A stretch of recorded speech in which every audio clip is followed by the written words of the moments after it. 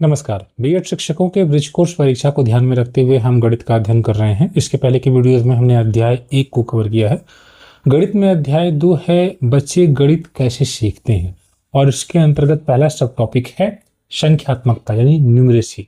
ठीक है, जिसमें आप अगर इस समय FLN पर काम कर रहे होंगे, जिसमें फाउंडेशनल लिटरेसी एंड न्यूमरेसी है, जिसमें आधारभूत अवस्था में यानी जब बच्चा 3 से 8 वर्ष की अवस्था में होता है उस दौरान जो गणितीय ज्ञान बच्चे को अर्जित कराना है, तो वो फाउंडेशनल न्यूमरेसी हो गई। ठीक है, वह एक आधार तैयार करती है जब बच्चा आगे गणित सीखता है उसके लिए। तो हम न्यूमरेसी को समझते हुए चलते हैं। न्यूमरेसी से आशय है गणितीय ज्ञान, जो बच्चा विद्यालयों में अध्यापक के द्वारा या स्वयं भी सीखता है, उसका प्रयोग अपने दैनिक जीवन में करता है। ठीक है, तो न्यूमरेसी का क्या अर्थ है? संख्यात्मकता का अर्थ है संख्याओं को समझना। जैसे बच्चे के सामने अगर हमने 12 लिख दिया तो बच्चा उसको समझ रहा है। 12 का मतलब वह अब उसके दिमाग में एक इमेज बन जाता है 12 वस्तुओं का। ठीक है, अगर बच्चे को गणितीय ज्ञान नहीं है तो शायद वह नहीं समझ पाता है। जब छोटे बच्चे किसी वस्तु को देखते हैं तो अगर उनके अंदर गणितीय समझ है तो वो कम या ज़्यादा जो होता है वो अपने दिमाग में उसकी मतलब एक प्रकार से इमेजिन कर लेते हैं कि कौन कम है कौन ज़्यादा है, और उनके नंबर्स को भी काउंट कर लेते हैं कि मेरे पास 10 रुपये हैं, 20 रुपये हैं या फिर 50 रुपये हैं। जब बच्चे को हम नोट देते हैं तो बच्चा उसको देखकर पहचान लेता है, क्योंकि उसके अंदर गणितीय ज्ञान है। तो एक्चुअली संख्यात्मकता में बच्चा संख्याओं को समझता है। 100 रुपये की नोट पर लिखा हुआ 100, ठीक है, तो बच्चा उसको समझता है, उसका उपयोग करता है। उसे यह पता है कि 100 का नोट है और 10 का नोट है, तो 100 के नोट की वैल्यू ज़्यादा है। वो बच्चा उसका समझता है और उसी हिसाब से फिर उसका अपने दैनिक जीवन में प्रयोग करता है। वो आइसक्रीम लेने जाता है तो 100 रुपये देगा तो वह जानेगा कि मुझे कुछ रुपये रिटर्न भी होंगे। ठीक है, तो उन्हें दैनिक जीवन में लागू करता है। ये सभी क्षमताएं अगर बच्चे के अंदर आ रही हैं तो निश्चित रूप से वह गणितीय ज्ञान बच्चे का डेवलप हो रहा है। बच्चा गणित सीख रहा है, जिसे को आप कहते हैं संख्यात्मकता का विकास हो रहा है। यह केवल संख्याओं की पहचान तक सीमित नहीं है, जैसा कि कहा कि सिर्फ नोट को देखकर पहचान ले, नहीं, उसका प्रयोग भी करे बच्चा, बल्कि गणितीय सोच भी और तर्क का उपयोग करके समस्याओं का समाधान भी करे। अगर बच्चे के पास 100 रुपये हैं और 5 फ्रेंड्स हैं तो वह 5 के लिए अगर आइसक्रीम खरीद रहा है तो वह जान रहा है कि 10 की आइसक्रीम है तो 50 होगा, तो 50 वापस मुझे रिटर्न भी मिलना चाहिए। तो एक अध्यापक के रूप में जब हम बच्चे को गणित सिखाते हैं तो हम यह चाहते हैं बच्चा इस प्रकार की गणनाओं में निपुण हो। अगर इन चीज़ों को नहीं बच्चा कर पाता है तो निश्चित रूप से हम ये कहेंगे कि बच्चे के अंदर जो गणितीय जो न्यूमरेसी है, जो गणितीय ज्ञान है, वह बेहतर नहीं है। इसलिए अब आपको गणितीय जब बच्चों के अंदर जो न्यूमरेसी है उसको डेवलप करना है। इसमें कौन कौन से तत्व हैं? बुनियादी अंकगणित जब आप बच्चे को पढ़ाते हैं अपने प्राथमिक विद्यालयों में तो आप बुनियादी चीज़ें बच्चों को सिखाते हैं, जिसमें बच्चा जोड़ता है, घटाता है, गुणा भाग इत्यादि करता है, पैटर्न की पहचान करता है। बच्चा यह जानता है कि 2 है, फिर 4 है, उसके बाद फिर 6 आएगा, फिर 8 आएगा। ठीक है, बच्चा अगर देख रहा है कि कोई एक हमारे पैटर्न पर आधारित प्रश्न भी हमारे बुक्स में दिए गए होते हैं, तो जैसे मान लीजिए कि एक ट्रायंगुलर शेप है, एक त्रिभुज है, फिर आयत है, फिर त्रिभुज है, तो बच्चा ये जान जाता है कि हाँ अगला जो है फिगर वह आयत रहेगा। ठीक है, जैसे त्रिभुज है, फिर आयत है, इस प्रकार से हमारे पैटर्न रहते हैं ना। मान लीजिए फिर वृत्त है, फिर त्रिभुज है, फिर आयत है।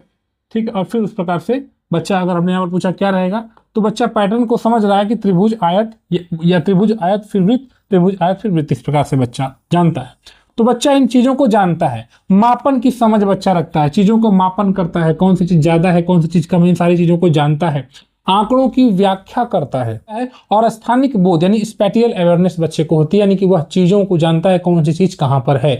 बच्चा दिशा को जानता है, स्थान को जानता है, कौन सी चीज़ कहाँ है, वो उसके दिमाग में उसकी छवि बन जाती है, कौन सी चीज़ ऊपर है, नीचे है, दाएं है, बाएं है, इन सारी चीज़ों को भी बच्चा जान रहा होता है। अतः संख्यात्मकता का तात्पर्य है कि बच्चा संख्याओं के माध्यम से सोचता है, उन्हें व्यक्त कर सकता है और वास्तविक जीवन की समस्याओं को हल करने का प्रयास करता है। तो यही एक्चुअली संख्यात्मकता के अंतर्गत हमने समझने का प्रयास किया। अब इसके बाद एक फाउंडेशनल न्यूमरेसी है, वो भी आपको जानना है। ये जब फाउंडेशनल न्यूमरेसी क्या है? आधारभूत है। ठीक है, यानी कि जब बच्चा ये जानेगा तो ये उसका एक बेस बनाएगा न्यूमरेसी यानी कि संख्यात्मकता के लिए। तो संख्यात्मकता 5, 6, 7, 8 तक जो बच्चे चले जाते हैं तो उसमें भी आपको देखने को मिलता है। लेकिन जब हमारे सामने हमारे जो कक्षाएं हैं, प्राथमिक कक्षाएं हैं 1 से 5 तक, उस दौरान जो बच्चा जो हमें FLN पर काम करता है, जैसा कि हमने क्लास में शुरू में ही डिस्कस किया कि फाउंडेशनल लिटरेसी एंड न्यूमरेसी जो है, इसमें उसी फाउंडेशनल न्यूमरेसी की बात हो रही है जो हम बच्चे को 3 से 8 वर्ष की अवस्था में गणितीय ज्ञान प्रोवाइड करते हैं। एक्चुअली वो सबसे स्ट्रांग फाउंडेशन बच्चे का बनाता है, आधार, मजबूत आधार बनाता है। ठीक है, इसमें हम बच्चे को गिनती कराते हैं। सबसे पहले बच्चा गिनती करता है। कुछ बच्चे रट कर सीखते हैं, समझ कर सीखते हैं। ठीक है, रटते भी हैं, 1 2 3 गिनती अक्सर आपने देखा होगा कि बच्चे रट लेते हैं, उसको समझ भी धीरे धीरे, जैसे वो रट लेते हैं फिर धीरे धीरे उसको समझने का भी प्रयास करते हैं। इसके अलावा बच्चे वस्तुओं की तुलना करते हैं और क्रम का निर्धारण करते हैं। ठीक है, वस्तुओं की तुलना करते हैं, कौन सी चीज ज्यादा है, कौन सी चीज कम है, कौन सी चीज ऊपर है, नीचे है।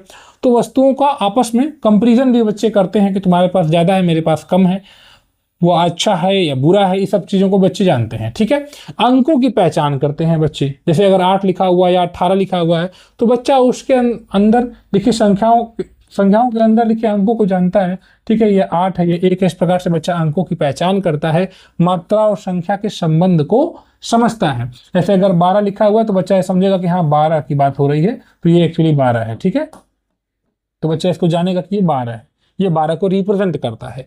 और जोड़ और घटाव की जैसी मूलभूत क्रियाएं भी बच्चा इस दौरान करता है। तो जो 3 से 8 वर्ष की अवस्था में जो प्रमुख कौशल हम बच्चों में डेवलप करते हैं, एक्चुअली यही जो बच्चे का फाउंडेशनल लिटरेसी और जो फाउंडेशनल जो न्यूमरेसी है, आधारभूत अवस्था में जो बच्चा गणितीय ज्ञान प्राप्त करता है, उसी को कहा गया है। और यही बच्चे के आगे की जो बच्चे की पढ़ाई होगी उसके लिए एक मजबूत आधार तैयार करता है। इन चीजों को बच्चा बेहतर तरीके से सीखेगा, तभी आगे जाकर वो जो है अपने गणितीय ज्ञान को मजबूत कर पाएगा। अब प्री नंबर कॉन्सेप्ट यानी संख्या पूर्व अवधारणा क्या होती है। बच्चा संख्याओं को जानने से पहले भी बहुत कुछ जानता है। जब वह हमारे विद्यालयों में, आंगनबाड़ी कक्षाओं में पढ़ता है और उसके पहले भी जब वो बच्चा अपने परिवार में रहता है, तो कुछ चीजें वह संख्याओं को जानने से पहले, यानी कि 1 2 सीख रहा है, उससे पहले ही वह सीख कर अपने घर से आता है या आंगनबाड़ी में सीख रहा होता है।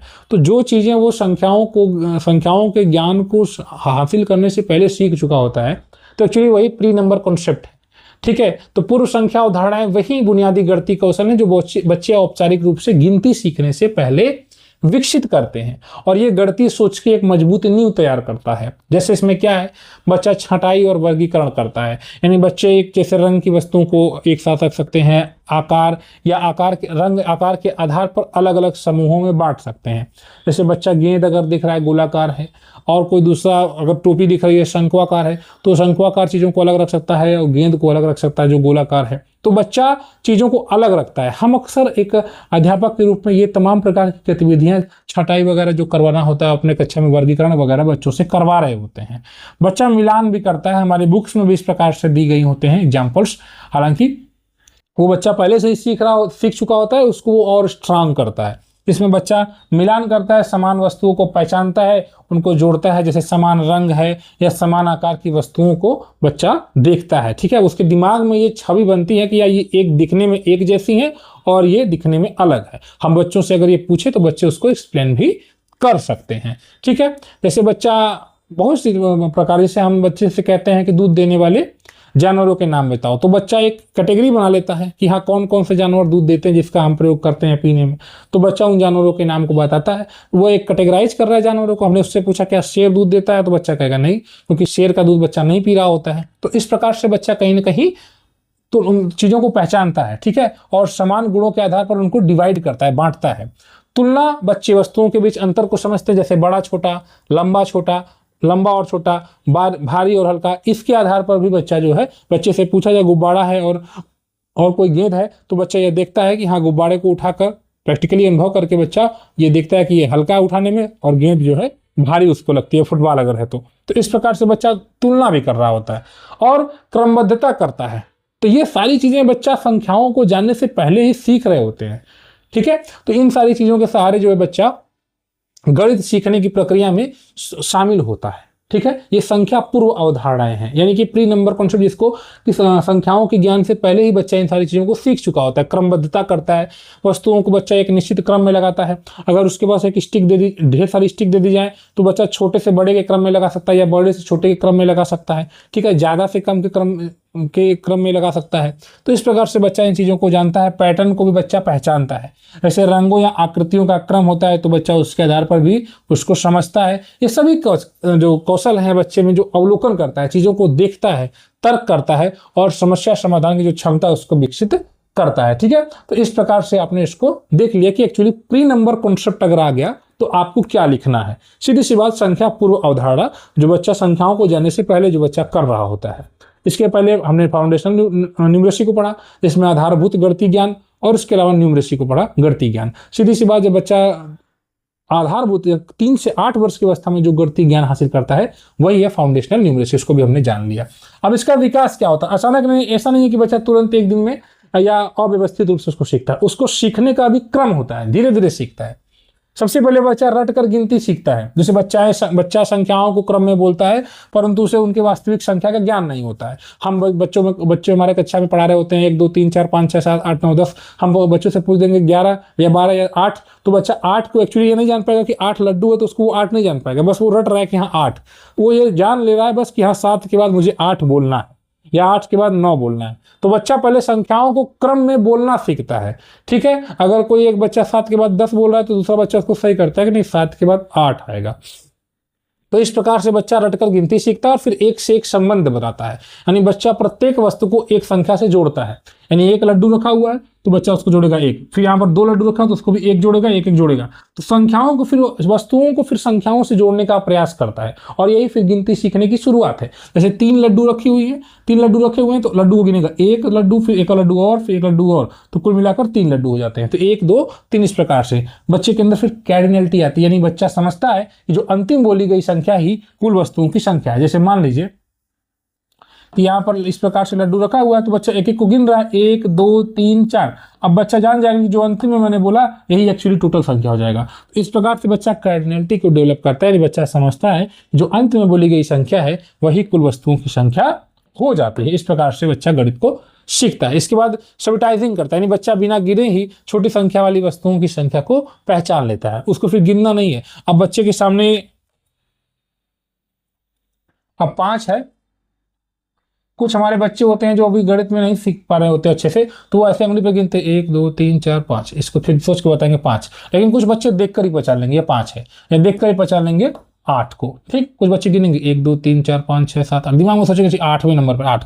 तो ये कुछ बच्चे करते हैं, लेकिन बच्चा जब बेहतर कंडीशन में आता है तो बच्चा बिना गिने ही छोटी संख्या वाली वस्तुओं की संख्या को पहचान लेता है। यही अगर हम अगर 28 दे देते हैं या 82 दे देते हैं तो बच्चा गिनता है 80 81 82। कुछ बच्चे तो 1 से गिनना शुरू कर देते हैं। तो ये सारी चीजें हम गणित में देखते हैं बच्चों के द्वारा जो फॉलो की जाती हैं। इसके बाद संरक्षण, यानी बच्चा समझता है कि वस्तुओं की संख्या उनके क्रम या व्यवस्था बदलने से नहीं बदलती है। इनको भी बच्चा सीखता है कि अगर हम वस्तुओं की संख्या उनके क्रम को बदल दें, आगे पीछे कर दें, कोई चीज उठा के आगे से इधर कर दें या उठा के इधर कर दें, तो फिर वो उसका कोई भी संख्या का मतलब एक्चुअली नंबर नहीं बदलेगा। ठीक है, वो उतनी रहेगी। और उसके बाद फिर बच्चा स्थानीय मान की समझ रखता है, यानी बच्चा इकाई और दहाई समझने लगता है और बड़ी संख्या को समझ पाता है। अगर हमने कहीं 78 लिख दिया और कहीं 8 लिख दिया तो बच्चा जानेगा कि 78 में यह 7 दहाई है, यानी 78 ये 2 अंक की संख्या है। इसको ये बता देगा कि ये बड़ा है और ये छोटा है।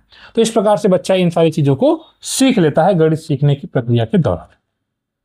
अब एक शिक्षक के रूप में आपकी क्या भूमिका है संख्यात्मकता के विकास के लिए, यानी न्यूमरेसी के विकास में शिक्षक की भूमिका क्या है? देखिए, इसमें हमको बच्चों की प्रगति का निरंतर अवलोकन करना चाहिए। हमारे जो उच्च अधिकारी होते हैं अक्सर ये कहते भी है कि आप हर महीने या 15-15 दिन में बच्चे का आकलन करिए।